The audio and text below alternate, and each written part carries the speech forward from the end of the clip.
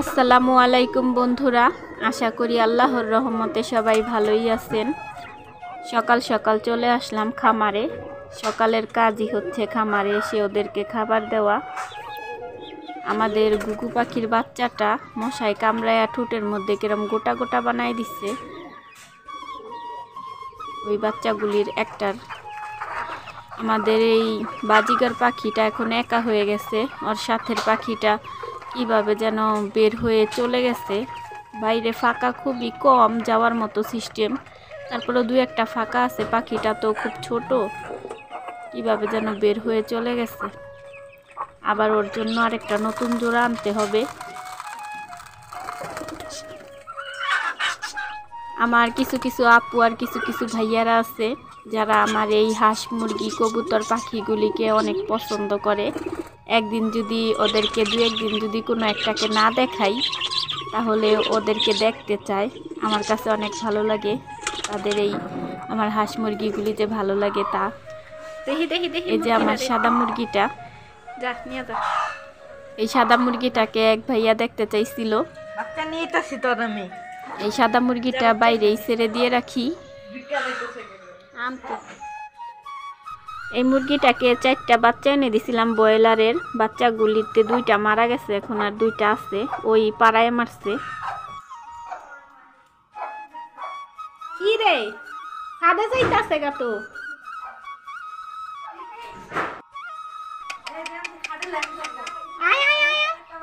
দেখো কি উড়ালটা মারলো বাচ্চা কো এনে এনে স্যার এই বাচ্চা উড়াল মারছে। যা উড়াল মেরে গেছে। চাল দে 2-3টা চাল দে।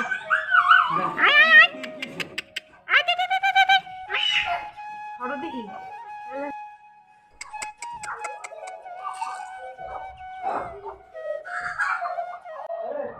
আপনারা যারা এখনো একটা লাইক করেন নাই, প্লিজ মনে করে একটা লাইক করে দিবেন।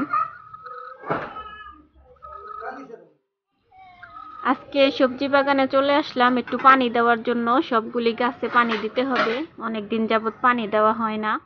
আর এই পাশে যে লাউ গাছটা আছে আমার, ওই লাউ গাছটায় লাউ হয় না। অনেকগুলি লাউয়ের করা আসছে কিন্তু লাউ টিকে না। তার জন্য এইখান থেকে কিছু শাক নিয়ে আজকে শাক ভাজি করব, লাউ শাক। এই উপরের এই নিচের গাছগুলি নতুন, এই উপরের গাছটা আগের। এই পাশে এই খালি জায়গাটায় ধনিয়া পাতা আরো কিছু শাকের বিচি আছে, ওইগুলি বুনে দিব। গরম লাগছে না কি সাবিহার? গরম লাগে?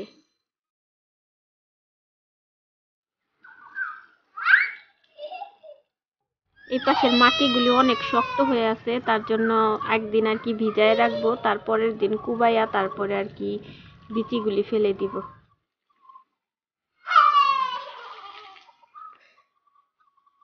পাতা কপির গাছ অনেকদিন ধরে পানি দেওয়া হয় নাই, আজকে দিয়ে দিলাম সব জায়গায় বেশি করে পানি। আর এগুলি হচ্ছে ফুলকপির চারা।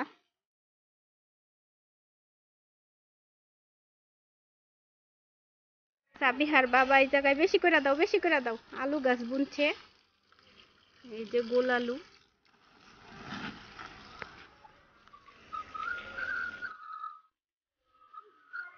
তুমি একলাই দাও, আমি গেলাম গা বাসায়।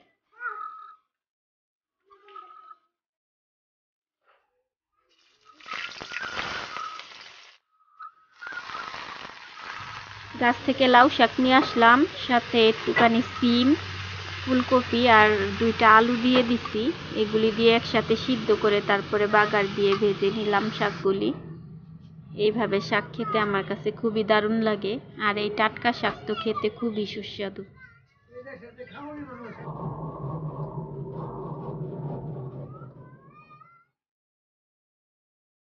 মজা টাটকা শাক রে সাবিহা।